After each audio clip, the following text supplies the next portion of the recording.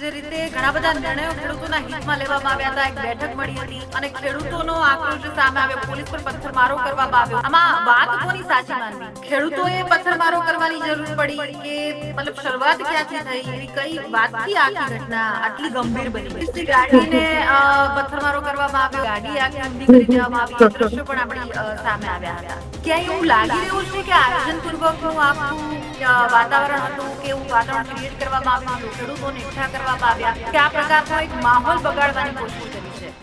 નમસ્કાર, આપ જોઈ રહ્યા છો ટીવી 13 ગુજરાતી ડિજિટલ. હું છું આપની સાથે બંસી રાજપૂત. છેલ્લા 3-4 દિવસની જો વાત કરવામાં આવે તો બોટાદ છે તે ખૂબ જ ચર્ચામાં રહ્યું. બોટાદમાં ખેડૂતો જે રીતે રસ્તા પર ઉતરી આવ્યા, પોલીસની દરમિયાનગીરીની વાત આવી, ખેડૂત આગેવાનોની વાત આવી, અને સાથે સાથે જે પથ્થરમારો, ટીયર ગેસના સેલ છોડવાની ફરજ પડી, અને આ મામલો છે તે ખૂબ જ ગરમાયો. અને આ આખા ઘટનામાં આ જે તમામ જે આરોપો છે તેમાં આપ જે પાર્ટીના નેતાઓ છે તેના પર પણ ઘણા બધા માસલા ધોવાઈ રહ્યા છે. ત્યારે શું હતી આખી ઘટના? ગ્રાઉન્ડ લેવલ પર આપણી સાથે એક મહિલા પત્રકાર છે તે જોડાયા છે, અને કાજલબેન આપણી સાથે જોડાયા છે, કાજલબેન સુવા. તેમની સાથે આપણે વાત કરીશું અને આખી પરિસ્થિતિનો જે ચિતાર છે તે મેળવીશું. કાજલબેન, સ્વાગત છે આપનું. જી બંસી. તો જે રીતે અત્યારે આખી જે આ ઘટના છે, પહેલા તો તમે ત્યાં ગ્રાઉન્ડ લેવલ પર પણ હાજર હતા. શું આખી ઘટના હતી એના વિશે થોડી માહિતી આપશો?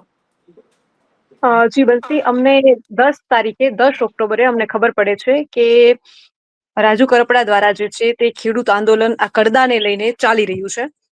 આશરે રાત્રે 10 તારીખે 11 વાગે મને ફોન આવે છે. અમને દિવસના ખબર હતી કે કડદાને લઈને વિરોધ જે છે તે ખેડૂતો કરી રહ્યા છે. પહેલી વાત તો હું તમને એ જણાવું કે કડદો શું છે. ખેડૂતો જે છે તે પોતાનો કપાસ લઈને માર્કેટ યાર્ડમાં જાય છે, અને માર્કેટ યાર્ડમાં જ્યારે ખેડૂતો પહોંચે છે ત્યારે વેપારીઓ એ કપાસની હરાજી કરે છે કે આ કપાસનો આટલો કે આટલો ભાવ નક્કી થાય છે. માની લ્યો કે દાખલા તરીકે કપાસનો ભાવ 1480 રૂપિયા નક્કી થયો છે, અને ત્યારબાદ એ કપાસને પિકઅપ વાહનમાંથી નીચે ઉતારી અને જોખવાનું શરૂ કરવામાં આવે છે. ત્યારબાદ આ કપાસમાં ભેજ નીકળે છે, અથવા તો ઉપર જેવો કપાસ હોય છે એવો તળિયે કપાસ ન નીકળે તો વેપારીઓ એ ભાવને કાપે છે. અને ખેડૂતોની ભાષામાં કડદો કહેવામાં આવે છે.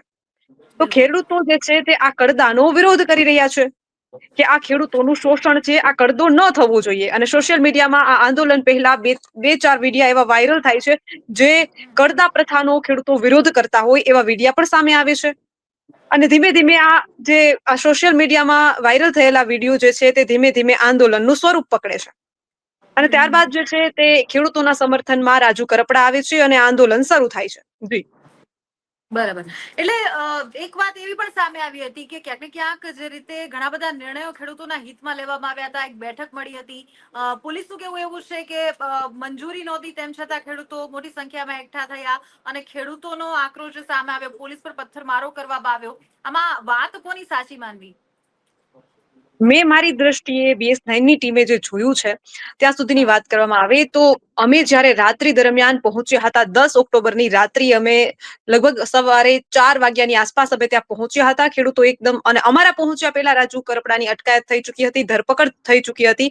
અને એ પહેલા મેં વિડીયો જોયા છે, એકદમ શાંતિથી જે છે તે માહોલ ચાલી રહ્યો છે, રામધૂન ચાલી રહી છે. અને અમારા ગયા પછી ખેડૂતો જે છે તે ગાદલા પાથરી પોતપોતાની વ્યવસ્થા ત્યાંના સ્થાનિક ખેડૂતો દ્વારા કરી દેવામાં આવે છે, અને તેઓ શાંતિથી ગાંધી ચિંધ્યા માર્ગે આંદોલન કરી રહ્યા હતા. તંત્ર દ્વારા વારંવાર 1-1 કલાકે તેમને આવીને ત્યાંથી ઉઠાડવામાં આવે છે, અને ત્યારબાદ ખેડૂતો એવું સ્ટેટમેન્ટ જે છે તે BS9ની ટીમને આપે છે કે તમે છો તો આંદોલન બચ્યું છે.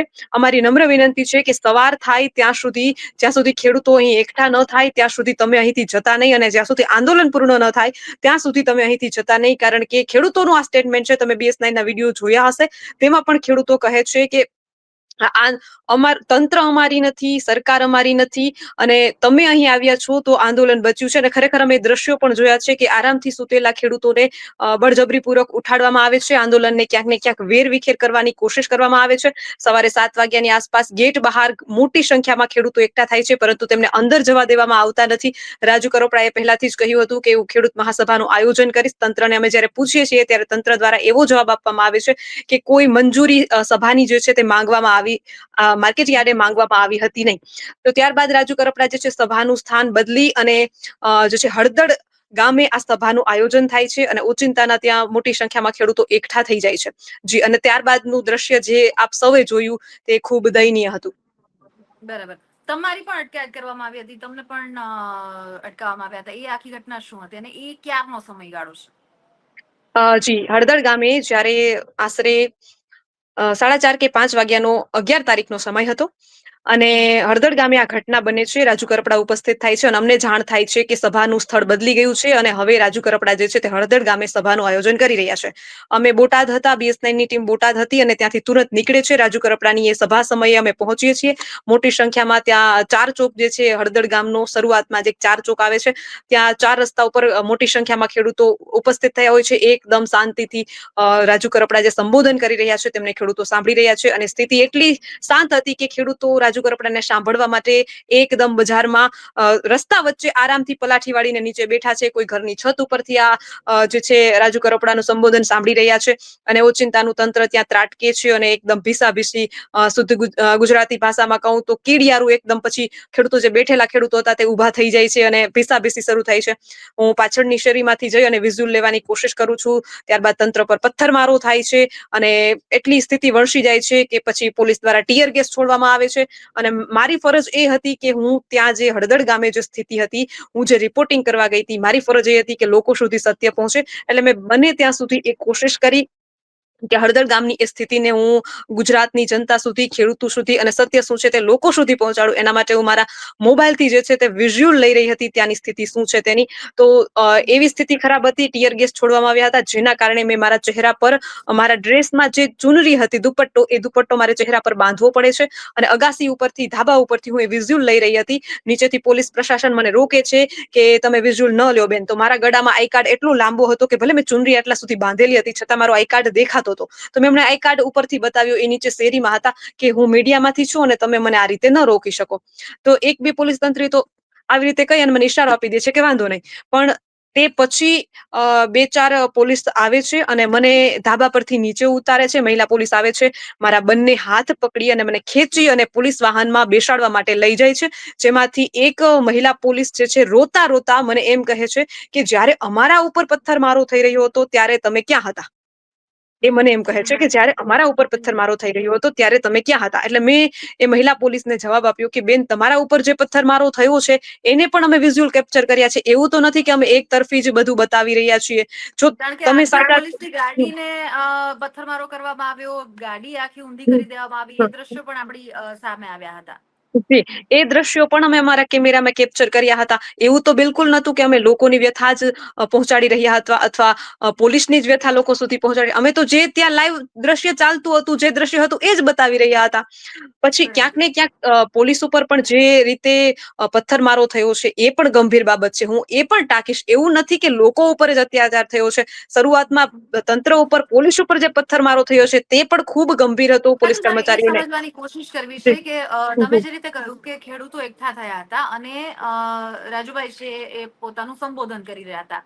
એ સંબોધનમાં ખાસ કરીને કઈ બાબતની વાતચીત થઈ રહી હતી? કારણ કે હું ત્યાં રીતે મતલબ જે મારી પાસે સમાચાર છે કે સેમ ડે મતલબ એક તંત્રની પણ એક આખી બેઠક મળી હતી, ખેડૂતોના હિતમાં નિર્ણયો લેવાયા હતા, કડદા વિશે પણ વાત કરવામાં આવી હતી.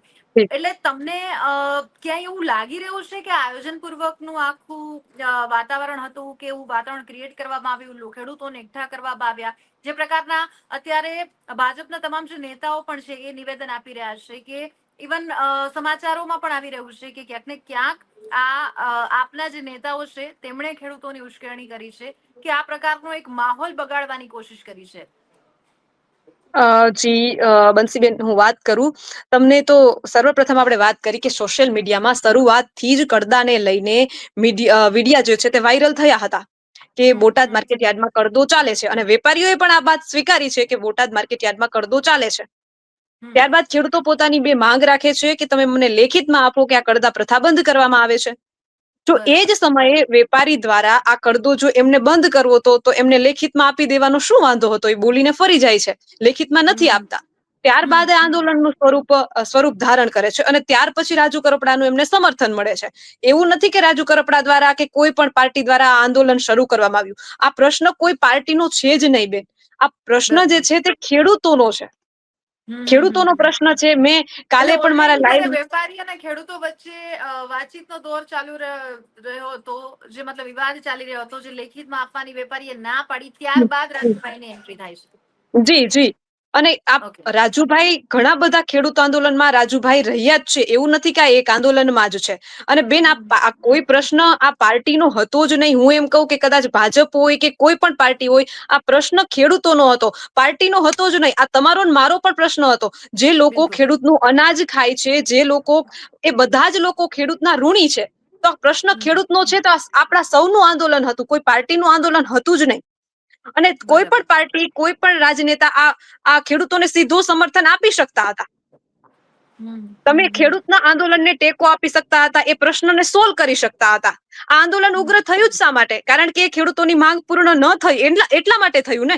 કદાચ એ જ જગ્યાએ ઘટના સ્થળે જ્યારે કડદાનો પ્રશ્ન ઉઠ્યો, ત્યારે જ શાંતિથી પ્રશાસને જો ખેડૂતોના બે મુદ્દાને સ્વીકારી લીધા હોત, તો આ આંદોલનનું સ્વરૂપ જ ન ધારણ થાત. કાજલ, તમે ત્યાં હાજર હતા એટલે આ વાત આપને પૂછી રહીશું કે એવી તો વાત કઈ બાબતે વણસી, કે એવું તો શું થયું કે આ તરફ ખેડૂતોએ પથ્થરમારો કરવાની જરૂર પડી, કે મતલબ શરૂઆત ક્યાંથી થઈ? એવી કઈ વાતથી આખી ઘટના આટલી ગંભીર બની ગઈ? જી બેન, સર્વપ્રથમ આપણે સૌ કોઈ જાણીએ છીએ કે અગાઉથી જ ચર્ચા ચાલી રહી હતી કે રાજુ કરપડા જે છે તે ખેડૂતોની મહાસભા કરવાના છે. એટલે પ્રશાસનને પણ ખબર હતી કે પ્રશાસનને પણ ખબર હતી કે મહાસભા થવાની છે. તો સભાનું સ્થળ શું હતું એ કોઈને નક્કી ન હતું કે સભા કઈ સ્થળે થવાની છે, પણ ચર્ચા તો ચાલી જ રહી હતી કે ખેડૂતોની મહાસભા થવાની છે. એટલે તંત્રને પણ ખબર હતી કે મહાસભા થવાની છે. અમે બોટાદ માર્કેટ યાર્ડે, અમે પણ BS9 ની ટીમ પણ ત્યાં ઉપસ્થિત હતી અને અમે પોલીસ પ્રશાસન સાથે વાત કરવાની કોશિશ કરી કે શું કોઈ આવી મહાસભા થવાની છે, તમારી પાસેથી કોઈ પરમિશન લેવામાં આવી છે? ત્યારે પ્રશાસનનું એવું કહેવું છે કે ના, અમારી પાસેથી કોઈ એવી પરમિશન કે મંજૂરી લેવામાં આવી નથી ખેડૂત મહાસભાની. પરંતુ ખેડૂત મહાસભા થવાની છે તો રાજુ કરપડા પહેલાથી જ કહી ચુક્યા હતા અને સૌ કોઈને ખબર હતી કે થવાની છે. તો પછી તંત્રને જો એ સભા ન હતી થવા દેવી, આપણે જ વાત કરીએ ત્યારે કોરોનાનો જ મુદ્દો હતો. જો તંત્ર તંત્ર વાત કરી રહ્યું છે ને કે મંજૂરી નહોતી મળી, રાજુ કરપડાએ આયોજન કર્યું પરંતુ મંજૂરી નહોતી મળી, એટલે અને બહુ ટૂંકા મંજૂરી, સમયમાં તમે કહ્યું કે સભા સ્થળનું આયોજન નહોતું, ખબર નહોતી, સ્થળને બદલવામાં આવ્યું, અને એ આટલી મોટી સંખ્યામાં ખેડૂતોને ખબર પણ પડી જાય છે. એટલે જી સવાલ તો ઉઠે. જી, મહત્વનો મુદ્દો એ જ છે કે તંત્ર કહે છે કે અમારી પાસેથી કોઈ મંજૂરી માંગવામાં નથી આવી. મંજૂરી કઈ જગ્યાની? બોટાદ માર્કેટ યાર્ડે સભા કરવાની અમારી પાસે મંજૂરી માંગવામાં આવી નથી, આવું તંત્ર કહે છે. એટલે એ ફિક્સ થયું કે બોટાદ માર્કેટ યાર્ડે મહાસભાની કોઈ મંજૂરી પણ લીધી નથી અને ત્યાં કરવાનું પણ પ્રોગ્રામ હતો નહીં, પણ કઈ જગ્યાએ થવાની છે કોઈને ખ્યાલ હતો નહીં. અને ઓચિંતાનું જે છે હળદળ ગામમાં આ સભા, અમને પણ ઇવન ત્યારે જ ખબર પડે છે જ્યારે રાજુ કરપડા જે છે તે સભા સ્થળે પહોંચે છે, ત્યારે અમને પણ ત્યારે જ ખબર પડે છે કે સભા શરૂ થઈ ગઈ છે અને રાજુ કરપડા પહોંચી ગયા છે. બરાબર. અને ત્યાં મોટી સંખ્યામાં ગ્રામજનો હતા, આજુબાજુના ગામના લોકો હતા, આ બધા ત્યાં ઉપસ્થિત થાય છે. રાજુ કરપડા જે છે ઓચિંતાના ક્યાંથી આવે છે, કઈ રીતે આવે છે, એ કોઈને ખ્યાલ ન હતો. અને ત્યારબાદ જે સભાનું સંબોધન આપવાનું શરૂ કરે છે, મોટી સંખ્યામાં ખેડૂતો બેઠા હોય છે અને અમે BS9 ની હવે જ્યારે પોલીસ પહોંચે છે ત્યારે મતલબ વાતચીતનો પ્રયાસ કર્યો હશે ને નેતાઓ સાથે કે આગેવાન સાથે? નહીં, જે પરિસ્થિતિ આખી વણસી. જ્યારે સ્થિતિ એવી થાય છે કે જ્યારે BS9 ની ટીમ જે છે તે હળદળ ગામે પહોંચે છે, ત્યારે રસ્તામાં જ એમને 2-3 પોલીસની ગાડી મળે છે. અને જે રિટર્ન પાછી બોટાદ તરફ જઈ રહી હોય છે. BS9 ની ટીમ જે છે હળદળ તરફ જાય છે અને આ 2-3 બોલેરો ગાડી જે છે પોલીસની, તે પાછી હળદળ તરફ, બોટાદ યાર્ડ તરફ જાય છે.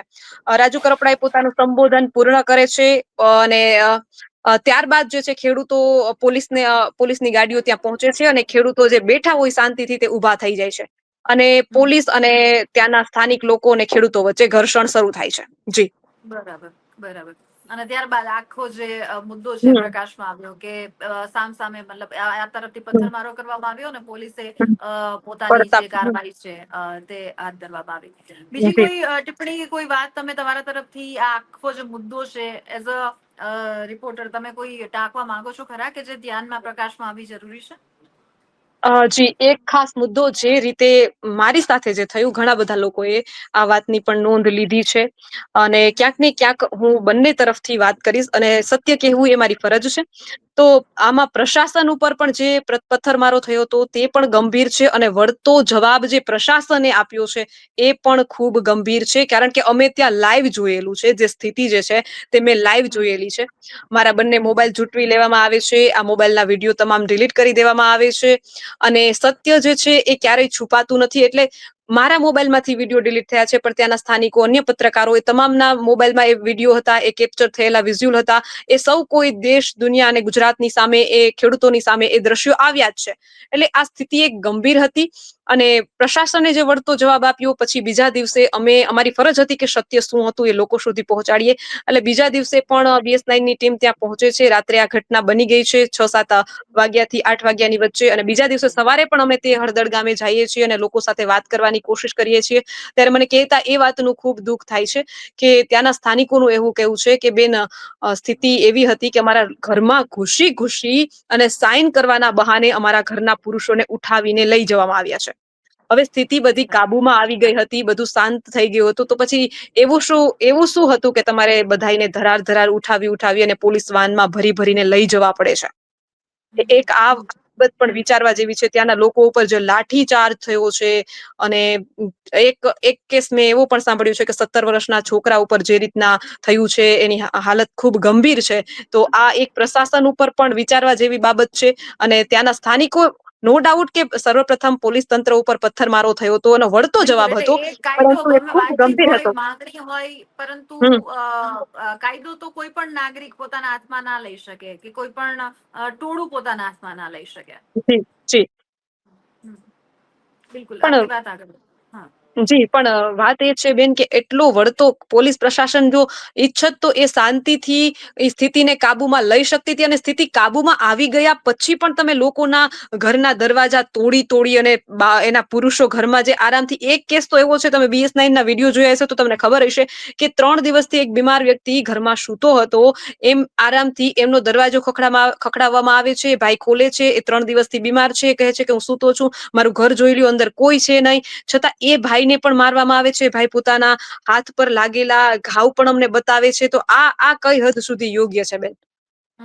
અત્યારે પરિસ્થિતિ કેવી છે ઓવરઓલ? આમ તો જો કે મામલો ઘણો શાંત થઈ ગયો છે, 3-4 દિવસનો સમય વીતી ગયો છે, પરંતુ જી. હાલ કોઈ પરિસ્થિતિ કે હજુ પણ કઈ એવી ઘટનાઓ? કારણ કે આઈ થિંક જે ખેડૂતોને અટકાયત કરવામાં આવી હતી એમને પણ મુક્ત કરી દેવામાં આવે છે. જી, અત્યારે મામલો એકદમ શાંત છે અને બીજા દિવસે પ્રશાસન ત્યાં હાજર હતું કે કોઈ ફરીથી એવો બનાવ ન બને. પરંતુ બીજા દિવસે જ ગામના લોકો જે છે તે રાબેતા મુજબ પોતાના કામ ધંધે લાગી ગયા હતા. પરંતુ મહિલાઓમાં ક્યાંક ને ક્યાંક આક્રોશ હતો કે અમારા ઘરના પુરુષોને શા માટે ઉઠાવી લઈ જવામાં આવ્યા છે. એ મહિલાઓએ જમ્યું પણ ન હતું, કે જ્યાં સુધી અમારા ઘરના પુરુષો ન આવે ત્યાં સુધી અમે જમશું નહીં. અને અમે ત્યાંના સ્થાનિકો સાથે વાત કરી કે તમે કોઈ ફરિયાદ કે કઈ નોંધાવી છે કે શું છે? તો એમનો જવાબ એ પણ હતો કે અમારા સરપંચ જે છે, અમે મળીને નક્કી કરીએ છીએ કે કઈ રીતે બધી કાર્યવાહી કરવી. અને અમે જે જયારે મુખ્ય બીજા દિવસે મુખ્ય મુદ્દો હતો જે કડદાનો, કે જેને લઈને આખી વાતચીત, વેપારીઓ સાથે વાતચીત, લેખિત રજૂઆત વાળી, એ હમ. મુદ્દાનું શું થયું? એ મુદ્દાનો કોઈ ઉકેલ આવ્યો ખરો જી, હજુ અમે સુધી? યાર્ડના ચેરમેન સાથે પણ વાત કરવાની કોશિશ કરી હતી. તો એ હમ. લોકો એમ કીધું કે અમને મંજૂર છે, અમે હવે 2 પોલીસ કર્મચારીઓ પણ યાર્ડે રાખી દેશું કે કોઈ કડદો કરવામાં ન આવે. પણ બેન, મુદ્દો તો એ હતો ને, કડદો કરવામાં, એનો મતલબ એમ કે તમે સ્વીકારો છો કે આજ દિવસ સુધી કડદો કરવામાં આવતો હતો. ચેરમેનનું આ સ્ટેટમેન્ટ છે કે હવેથી અમે પોલીસ કર્મચારીઓ ત્યાં રાખી દેશું કે કોઈ પણ ખેડૂતોનું શોષણ ન થાય અને કડદો કરવામાં ન આવે. પરંતુ મુદ્દો એ હતો કે એનો મતલબ થયો કે તમે સ્વીકારેલું છે, કડદો થાય પણ છે, અને હજુ તમે લેખિતમાં નથી આપેલું, એટલે આ મુદ્દો સમાપ્ત તો નથી થયો. જી. નથી થયો. બિલકુલ, બિલકુલ. હમ. આભાર કાજલ, હમ. અમારી સાથે જોડાયા, સમગ્ર પરિસ્થિતિનો ચિતાર આપ્યો, અને આખી જે વાત છે, જે ખરેખર હકીકત છે ગ્રાઉન્ડ લેવલની, એ અમારી સમક્ષ મૂકી. જી, થેન્ક યુ સો આભાર. મચ. જી. તો આ હતા કાજલ, કે જે બોટાદની આખી જે ઘટના ઘટી તે સમયે ત્યાં હાજર હતા, અને તેમણે આખી જે પરિસ્થિતિ છે, જે એકચ્યુઅલી શું બન્યું હતું તેનો ચિતાર આપવાની આપણે કોશિશ કરી છે, આપણે પણ જાણવાની કોશિશ કરી છે. આશા રાખીએ કે નજીકના ભવિષ્યમાં જે ખરેખર ખેડૂતોની જે સમસ્યા છે, જે કડદા પ્રથાને લઈને ઘણા બધા જે ખેડૂતો છે તેમને બહુ બધું ભોગવવાનો જે વારો આવતો હોય છે, તેનો એક શાંતિપૂર્ણ ઉકેલ આવે, અને જે લેખિત રજૂઆત કે જે લેખિત જે કાયદાની વાત છે તે તેમના સામે આવે. આ જ પ્રકારની ચર્ચાઓ સાથે હું તમારી સમક્ષ આવતી રહીશ. મને આપશો રજા. જોતા રહો TV 13 ગુજરાતી ડિજિટલ.